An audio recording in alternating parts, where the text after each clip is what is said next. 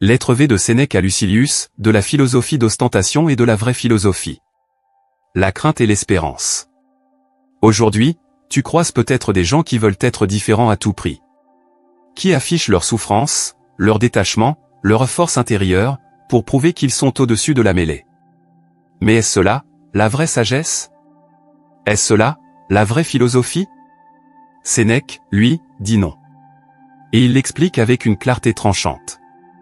Dans cette lettre, il nous invite à une révolution discrète, être meilleur, sans paraître meilleur. À ne pas fuir le monde, mais à vivre en son sein, avec lucidité et simplicité.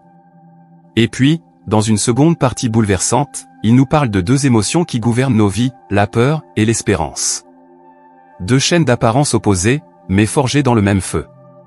Je vais te lire cette lettre, puis t'en livrer une explication accessible, précise, et surtout utile dans ton quotidien. Reste jusqu'à la fin, car cette sagesse-là peut changer ta manière de vivre, dès aujourd'hui. Voice le texte original.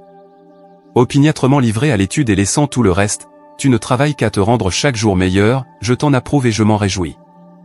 Je ne t'exhorte pas à persévérer, je fais plus, je t'en prie. Mais écoute un avis, n'imite point ces hommes moins curieux de faire des progrès que de faire du bruit, que rien dans ton extérieur ou dans ton genre de vie n'appelle sur toi les regards. Étaler une mise repoussante, une chevelure en désordre, une barbe négligée, déclarer la guerre à l'argenterie, établir son lit sur la dure, courir enfin après un nom par les voies les moins naturelles, fuis tout cela.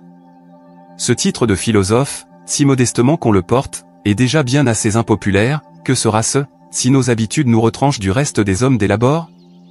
Je veux, au-dedans, une dissemblance complète. Au-dehors, soyons comme tout le monde. Point de toche brillante, mais point de toche sordide non plus. Et si nous ne possédons pas d'argenterie ou leur massif serpente en ciselure, ne croyons pas pour autant que ce soit preuve de frugalité que de n'avoir ni or ni argent chez soi. Ayons des façons d'être meilleures que celles de la foule, mais non pas tout autre, sinon, nous allons faire fuir et nous aliéner ceux que nous prétendons réformer. Nous serons en outre la cause que ceux qui nous observent ne voudront rien imiter de nous, de peur d'avoir à tout imiter.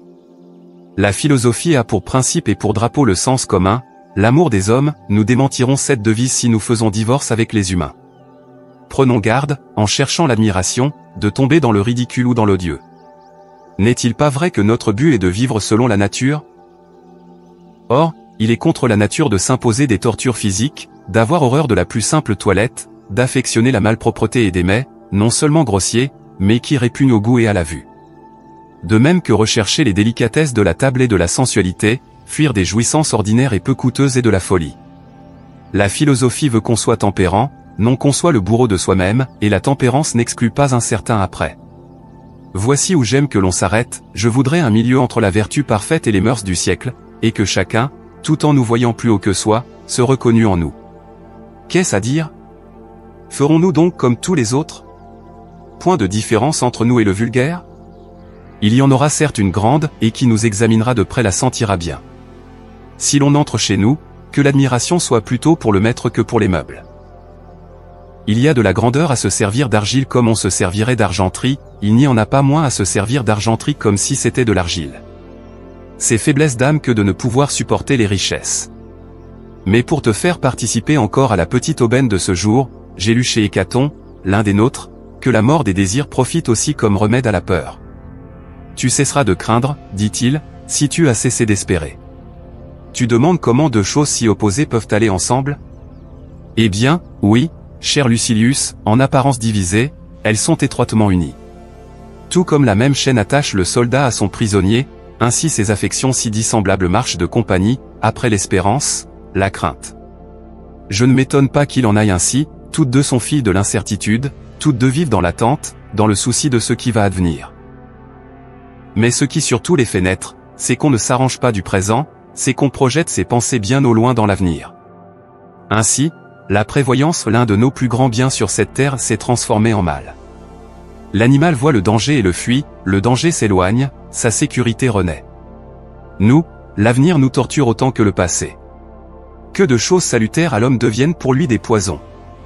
Sa mémoire lui ramène les angoisses de la peur, sa prévoyance les anticipe. Nul n'a assez des misères du présent. Voici maintenant mon résumé. Résumé détaillé de la lettre V de Sénèque. De la philosophie d'ostentation, de la vraie sagesse et de la libération intérieure. Dans cette lettre adressée à son ami Lucilius, Sénèque poursuit son enseignement stoïcien avec chaleur, clarté et une bienveillance exigeante. Il commence par le féliciter pour sa constance dans l'étude, son refus du superficiel et sa volonté de progresser intérieurement chaque jour. Mais très vite, il nuance, progresser, oui, mais sans chercher à se faire remarquer. Art du spectacle contre la philosophie spectacle.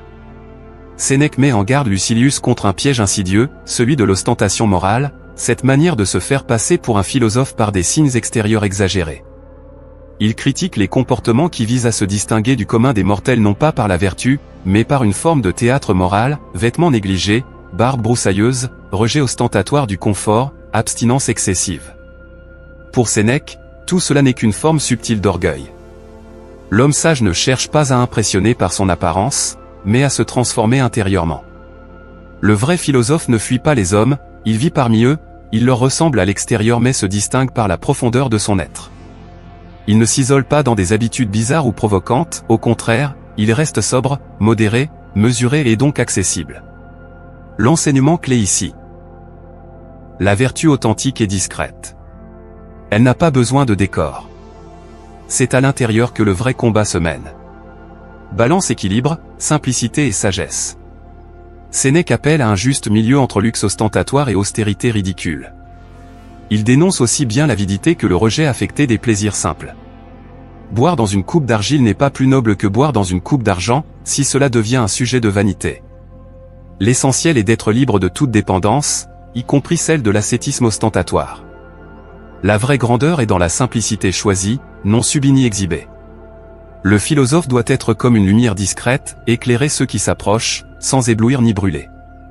Trop de rigueur extérieure fait fuir les autres, alors qu'un comportement mesuré peut au contraire inspirer sans imposer. Une leçon moderne, ne cherchons pas à paraître parfaits. Soyons humains, cohérents et profonds. C'est ainsi que l'on donne envie aux autres de changer. Crainte et espérance, les deux visages d'un même trouble intérieur. Dans la seconde partie de la lettre, Sénèque aborde un thème fondamental du stoïcisme, le lien entre la crainte et l'espérance. Il cite Hécaton, un philosophe stoïcien, qui dit « Tu cesseras de craindre, si tu as cessé d'espérer ». C'est une pensée provocante, presque paradoxale. L'espérance semble positive, la crainte négative, mais pour Sénèque, elles sont en réalité sœurs. Toutes deux naissent de l'incertitude et de l'angoisse face à l'avenir. L'homme qui vit dans l'attente d'un bonheur futur est aussi celui qui tremble de le perdre ou de ne jamais l'atteindre. Là où il y a espoir, il y a aussi peur. Conclusion stoïcienne, la paix intérieure ne vient ni de l'espoir ni de la crainte, mais de l'acceptation du présent tel qu'il est. Chaîne liberté intérieure et chaîne mentale. Sénèque compare l'homme esclave de l'avenir à un prisonnier. Tandis que l'animal fuit le danger présent puis retrouve la paix, l'homme, lui, rumine le passé et s'inquiète du futur. Il est doublement torturé, par ce qui a été et par ce qui pourrait arriver. Ainsi, la mémoire et la prévoyance, ces dons naturels, deviennent des poisons quand elles sont mal utilisées. Pour se libérer, il faut cesser de vivre hors de soi. C'est dans le moment présent, et seulement là, que l'on peut vivre libre. Ampoule électrique, synthèse de la sagesse de la lettre V. N'essaie pas d'avoir l'air sage, sois-le. Rejette les excès, ni luxe tapageur, ni misère affectée. Ne fuis pas les autres, inspire-les par l'exemple, pas par la différence artificielle.